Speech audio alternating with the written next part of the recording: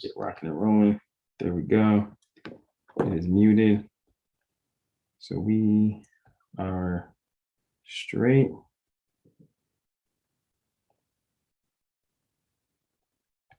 All right, so we are good to go. I will minimize this. Cool. All right, so let's see where we left off when it comes to mastery. Let's see, we left off on, I believe it was number 5.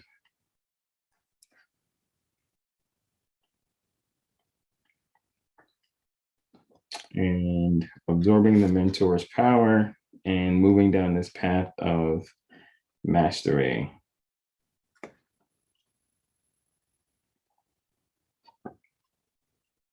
Last one we talked about, let's see, was moving towards resistance and pain, right? That's where we left off, talking about moving towards resistance and pain. Now, the next one is apprentice yourself in failure. And no, hold up. Let's see. Yep, apprentice yourself in failure. And then the one after that is combining the high and the what. There is, okay, there's a couple more of these and we get to the end of this section. So we're all on the same page again. This, let me actually get to you the title of this because we're going through these and I haven't mentioned the title in a while.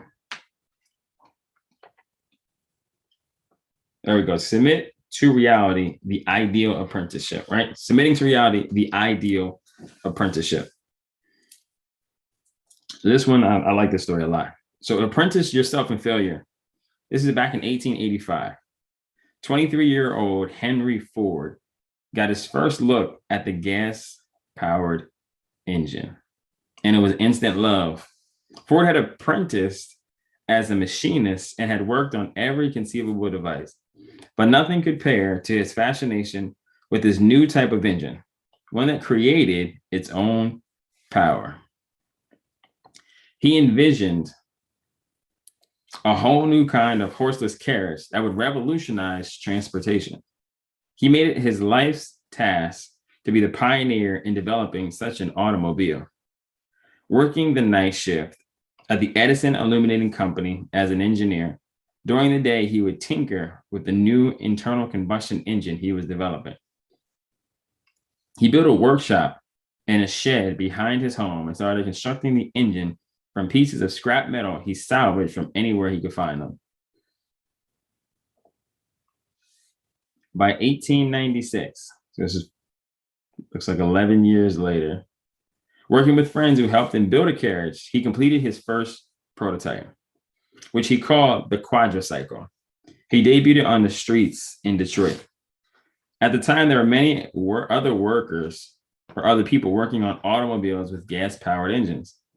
It was a ruthlessly competitive environment in which new companies died by the day. Ford's quadricycle looked nice and ran well, but it was too small and incomplete for a large-scale production. So he began to work on a second automobile.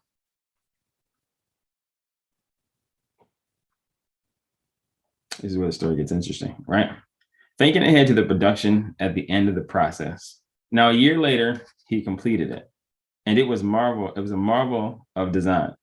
Everything geared towards simplicity and compactness. It was easy to drive and maintain. All that he needed was financial backing and sufficient capital to mass produce it. Manufacturing automobiles in the late 1890s was a daunting venture. It required a tremendous amount of capital and complex business structure, considering all the parts went into production. Ford quickly found the backer, William H. Murphy, the most prominent businessman in Detroit. The new company was dubbed the Detroit Automobile Company, and all who were involved had high hopes, but problems soon arose. The car Ford began to design was a prototype and needed to be reworked. The parts came from different places, and some of them were deficient and far too heavy for his liking. He kept trying to refine the design to come closer to his ideal, but it was taking far too long. And Murphy and the stockholders were getting restless. In 1901, a year and a half after it had started operation, the board of directors dissolved the company. That's a big blow, right? They dissolved his company, the dream that he had. They had lost faith in Henry Ford, right? Have you ever been there when you were doing something, you were moving towards something, and somebody lost faith, right? Lost faith in you, lost faith in what it is that you were doing, lost faith in what it is that you were sharing, right? Just think about it, right? Has that ever happened? And something that you had put your energy towards, right? Something that you had started. Now, analyzing this failure, Ford came to a conclusion that he had been trying to make his automobiles serve too many consumer needs, right? That's important right there, right? Because many times in life, like, we got to look at, okay, does this fit, right? Does this make sense for me, right? Yeah, I know all the other people that when it comes to business, when it comes to customers that I wanting to serve, but we got to focus on a specific group of people, right? Like they say, a niche market, right? If we're really going to have success. And that's what Henry Ford was saying, right? He was like, I'm trying to please too many people trying to create this vehicle. He would try a second time, starting out with a lightweight and smaller vehicle. He convinced Murphy to give him another chance. Something rare in the fledgling automobile business. Still believing in Ford's genius, he agreed and together they formed the Henry Ford Company. Right from the start, however, Ford felt the pressure from Murphy to get the automobile ready for production, so to avoid the problems he had with the first company. Ford resented the interference from people who knew nothing about design or the high standards he was trying to establish for the industry. Murphy and his men brought in an outsider to supervise the process. That was the breaking point. Less than a year after its establishment, Ford left the company. The break with Murphy, this was final this time. In the car business, everyone wrote off Henry Ford. He had blown his 2 chances and no one was ever to give him a third. Not with the amount of money at stake, but to friends and family, Ford himself seemed blithely unconcerned. He didn't care. He told everyone that these were all invaluable lessons to him. He had paid attention to every glitch along the way. And like a watch or an engine, he had taken apart these failures in his mind and had identified the root cause. No one was giving him enough time to work out the bugs. The people with money were meddling in mechanical and design affairs. They were interjecting their mediocre ideas into the process and polluting it. We're going to come back to that, right? Somebody type that in the chat for me, right? They were interjecting their mediocre ideas into the process and polluting it. I'm going to say it one more time. They were interjecting their mediocre ideas into the process and polluting it. He presented the idea that having money gave them certain rights, when all that mattered was a perfect design. The answer was to find a way to maintain complete independence from financiers. This was not the usual way of doing business in America, which was becoming increasingly bureaucratic. He would have to invent his own form of organization, his own business model, one that suited his temperament and needs, including an efficient team he could trust and the right to the final word on every decision. Considering his reputation, it would be almost impossible to find this kind of backing. But months into the search, he found an ideal partner with Alexander Malcolmson, an immigrant from Scotland who had made his fortune in the coal business. Like Ford, he had an unconventional streak, and he was a risk taker. He agreed to finance his latest venture and to not meddle in the manufacturing process. Ford worked at creating a new kind of assembly plant that would give him more control over the car and he wanted to design. Now known as the Model A. The Model A would be the lightest car ever made, simple and durable. It was the culmination of all of his tinkering and designing. It would be assembled along a line that would ensure speed of production. With the assembly plant ready, Ford worked hard, got his team ready, and to churn out 15 cars per day, a rather high number, but he oversaw every aspect of the production, and it was his car from the inside out. He even worked on the assembly line, endearing himself to the workers. Orders started pouring in for the well-made yet inexpensive Model A. And by 1904, the Ford Motor Company had expanded its operations. Soon it would be one of the few survivors from the early era of the automobile business and a giant in the making. Henry Ford was one of those minds that was naturally attuned to the mechanical. He had the power of the most great inventor, the ability to visualize the parts and how they function together. If he had to describe how something worked, Ford would inevitably take a napkin, sketch out a diagram, rather than using his words. With this type of intelligence, his apprenticeships on machines were easy and fast. But when it came to mass producing his inventions, he had to confront the fact that he did not have the requisite knowledge that he needed. He needed an additional apprenticeship in becoming a businessman and entrepreneur. Fortunately, working on machines had developed in him a kind of practical intelligence, patience, and a way of solving problems that could be applied to anything. When a machine malfunctions, you do not take it personally, right? Something breaks down. When your phone breaks down, right? You don't take it personally. Well, I hope you don't, right? And probably listening to Henry Ford, right? We shouldn't take it personal going forward, right? But he didn't take it personal.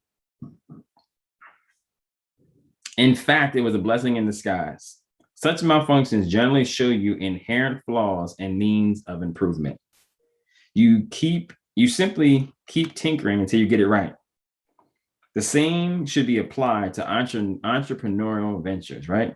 You keep tinkering until you get it right. You keep adjusting till you get it right. You keep working at it till you get it right. You keep practicing until you get it right. You keep shooting your shot till you get it right.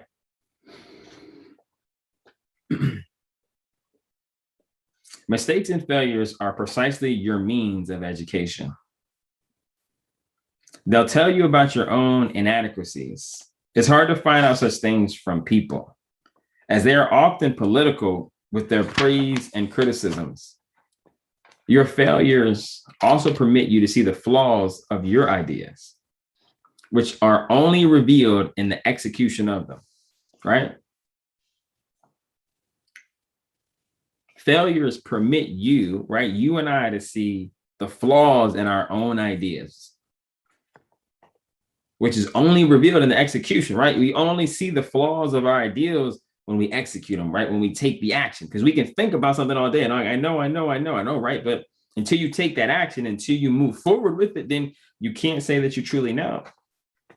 And you don't even know if your idea is going to be an idea that works until you put it into action. Right?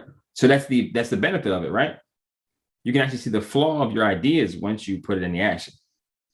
You learn what your audience really wants. The discrepancy between your ideas, right? Between what you're thinking and how it affects the public is completely different, right? And that's one thing that he learned. You get a chance to pay close attention to the structure of your group, how your team is organized, the degree of independence you have from the source of capital. These are design elements as well. And such management issues are often hidden sources of problems, right? And I'm gonna sit right here for a moment with this, what he just said, and we'll go back to the message in the chat. But he said something important, right? He said how your team is organized and the degree of independence you have from the source of capital, right? Meaning he's saying that the money's not controlling, right? And that's a big thing when it comes into the market, right? The amount of money that I have is not controlling me. It's not. right? The money that's funding this is not controlling me, right?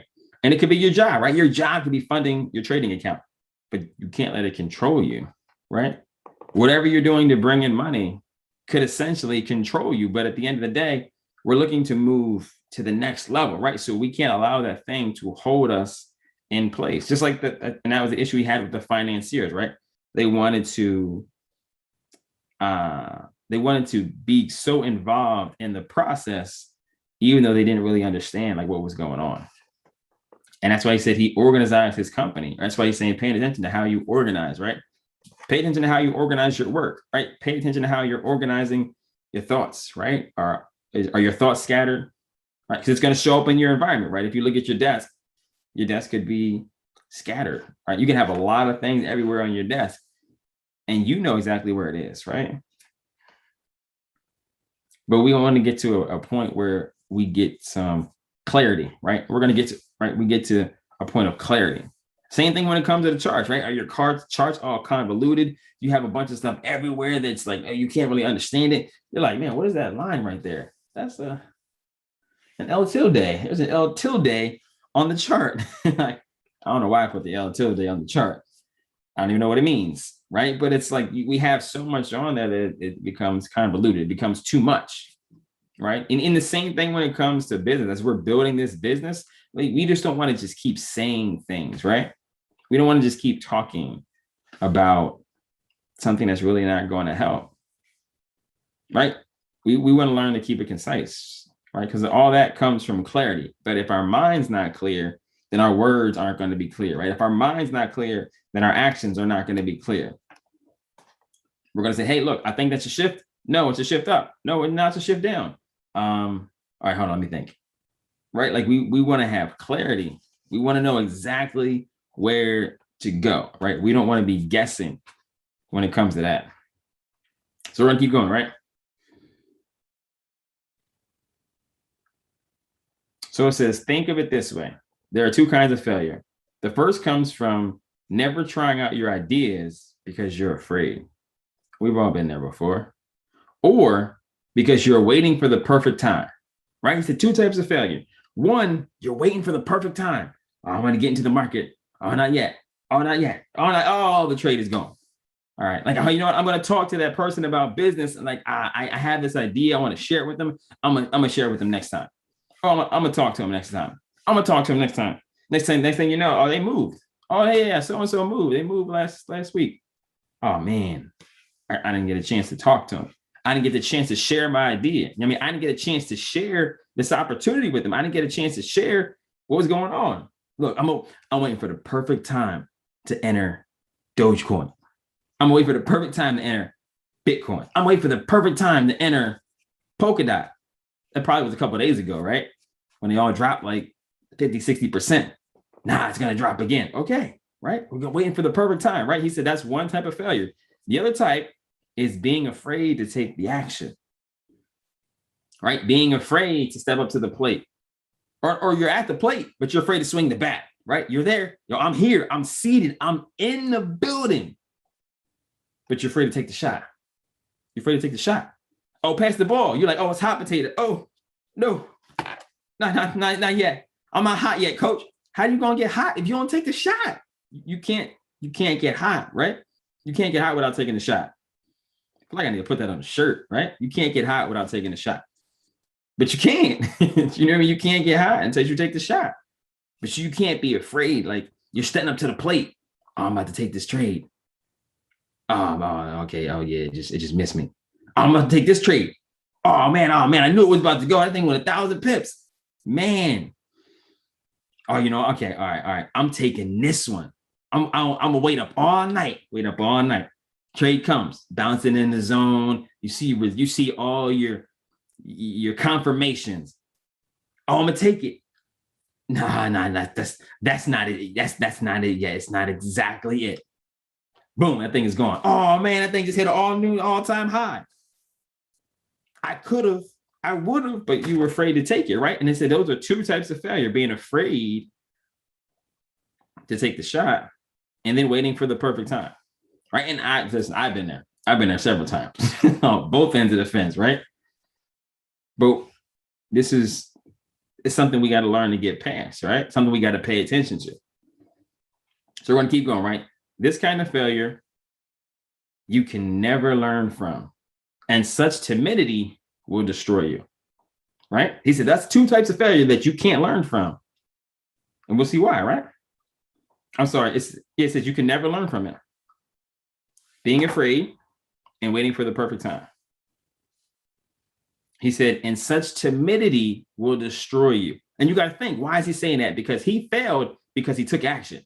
He took the action, he got the results, but now he can say, hey, you know what? This doesn't work because of X, Y, and Z, right? It doesn't work because, okay, I did this and I did that, so that's why it doesn't work. But now he's got information that he can use. Oh, I took the trade. Okay, it didn't work out. Oh, I took the trade, didn't work out. Hey, you know, I talked to this person, they weren't ready to get started. It didn't work out. But at least you have information now. You have some kind of understanding that, okay, I know why it didn't work out, right? That's the kind of failure that we can learn from. We can't learn from if you're afraid to take the shot. We can't learn if you're waiting for the paper time. Like, imagine that in the NBA, right? You pass somebody the ball. They waiting for the perfect time to take the shot. You're like, dog, take the shot. Take the shot. He goes from one defender, two defenders come over, three defenders come over. Oh, that time is gone, right? Perfect time is it's gone. Right? You can't learn from that kind of failure. It says the second kind comes from a bold and adventuresome spirit. If you fail this way, the hit that you take to your reputation is greatly outweighed by what you learn. Repeated failure will toughen your spirit and show you with absolute clarity, right? There's a clarity I talked about. Absolute clarity how things must be done. In fact, it is a curse to have everything go right on your first attempt. You will fail to question the element of luck, making you think that you have the golden touch, the Midas touch.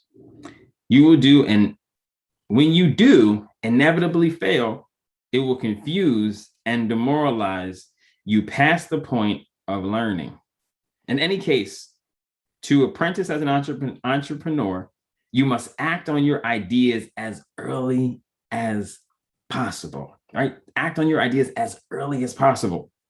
Exposing them to the public, right? Let everybody know. A part of you even hoping that you'll fail. Then you'll have everything to gain, right? But the clarity comes, what? The clarity comes through action.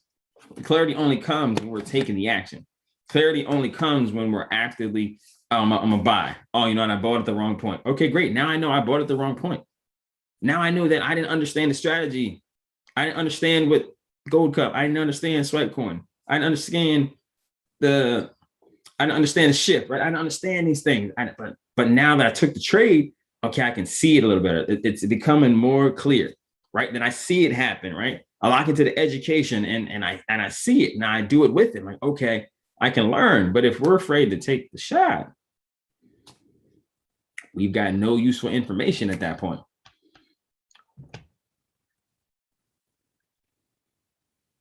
All right, I wanted to go back to this.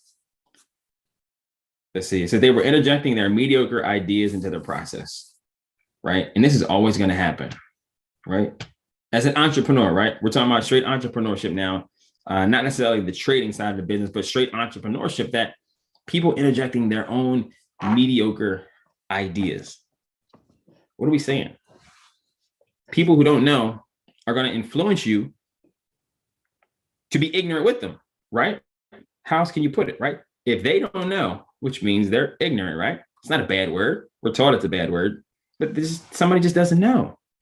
So if someone doesn't know and they're interjecting their idea in something that you know what you're doing, you're lowering your standards, right? You're lowering yourself down to their level because they don't know, right? They're giving you words. You can't call it wisdom. They're giving you words, but it's steeped in ignorance because they just don't know. And there's nothing wrong with not knowing. They're just not educated yet, right? So you love on them. Like, yeah, you know, it's okay. It's like when your kid kind of tell you how to do something, right? You know how to play a game. Your kid's like, oh, dad, look, this is how you do it. Mom, this is how you do it. Let me show you how you do it. Like, no, it's okay, John. It's okay. I got it. I got it. It's like they learn how to brush their teeth and they don't teach you. This is how you brush your teeth up and down and sideways. And you do it 32 times across on the top, 32 times on the bottom. They're like, listen, Johnny, I got it. Thank you. Thank you. You love on them, right? No reason to get mad at them. They just don't know, right? But you can't let that mediocre idea, a lesser idea, right? You can't let that lesser idea influence you to not move forward with what you know. And that's imperative, right? When it comes to the strategy and trading. Like when you know it, you just take it. Like you're not like, oh man, what am I gonna do? Let me go ask my best friend trader over here. Hey, best friend, what would you do in this position? Oh man, I gotta see. Man, by the time y'all both looking at it to see it, the thing is gone. You out of here. Oh man, would you invest in Bitcoin? I don't know, man. Let me look at the price of Bitcoin. Let me go on YouTube. Let me look at my YouTube people and ask them who would buy Bitcoin right now. You're getting mediocre ideas. Then you go back to what he said, right? You're afraid to take the action. But now you don't have any useful information that's going to help you to move forward. You're just going to stay stuck, right? And that's one thing that we want to avoid. We want to avoid staying stuck, right? We want to apply the things that Henry Ford did, right? We want to apply these kind of things. We want to learn the information, right? You want to fail forward because you're going to fail at some point. You're going to lose a trade, but that should cause you to get better, right? It shouldn't cause you to shy away. It shouldn't cause you to get nervous or concerned, like, oh my God, I don't know if I'm ever going to get this. Please, somebody help me. You got 100 educators, right? But the point of what I'm saying is that's part of the process, right? That's part of the process of mastery. That's part of what's going to help you to move forward. That's part of what is going to help you to get better, right? And that's mastery, right? That's moving to the next level of mastery. And we're all in this process, right? We're all in the process, right? Some of us may be further along the process than others, right? You may be further along the process than I am, right? I'm just sharing the information, right? Of course, I've applied it, but I'm still sharing the information. But you could be further along than I am in some areas. So it's like, listen, we're learning from each other, right? But we're all learning from failure, right? And we can't be afraid to fail. When you embrace it, like, oh man, I may lose right here. Oh, it's all good, because the next one you win. Because you learn from the loss, right? Lose one, win two. I think that's a good system, right? Lose one, win two, right?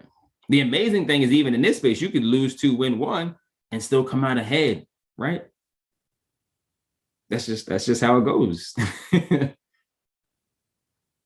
But of course, we learn from the process, right? So yeah, you lose one, win two, and you're going to constantly succeed.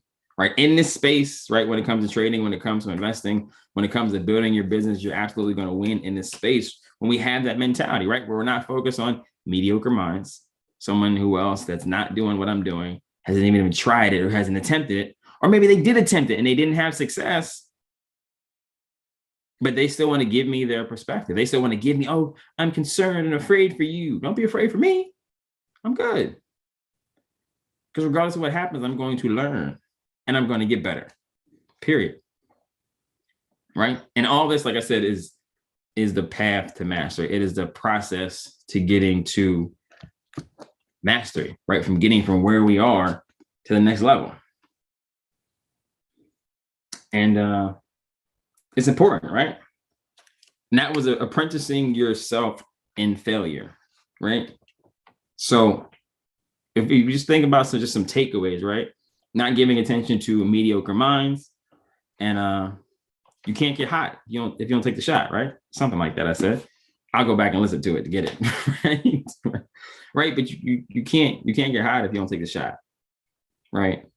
We can't be sitting around and just waiting, right? We learn two types of failure, right, that we can't learn from: being afraid and then waiting for the perfect time, procrastinating, right? If we're waiting for the perfect time, understand, listen, oh man, at least now you know, right? You can't learn in that space. you got no information to go off of. Like you said, it's going to leave you timid, afraid, concerned, and it's going to lead us to failure. But we can't learn from that failure. We want to move towards failure we can learn from, right? We're not going to learn if we're just sitting there like, I don't know. I'm afraid. I'm scared. I don't know. You're never going to know, right? If we're just constantly sitting there. So that's the one thing, or the few things, right, that we want to avoid, and just some takeaways from this portion of apprenticing yourself from failure. And that takes us to the next one. The next section is called combining the how and the what, right? Combining the how and the what. And there's two more sections in here. And then we'll get to the next section of mastery, which is the master's power, the mentor dynamic, right? We get into some stuff called the alchemy of knowledge, right? This stuff gets pretty deep. I'm loving this book. I read it a couple of times, but I'm definitely enjoying going through this with you guys as well. But hopefully you guys got some value out of it, and some things that we can use on this process to mastery and going to the next level. But much love, you guys. Let's see, I'm gonna stop the recording on YouTube. We'll stop the live stream in a minute. But appreciate you guys for locking in. You already know you could have been anywhere else in the world, but you're here with us. Absolutely. Much love to you guys. Absolutely. Much love to you guys. Much love to you guys out there on YouTube. We'll be back at you next Monday, same bat time, same bat channel, 8 p.m.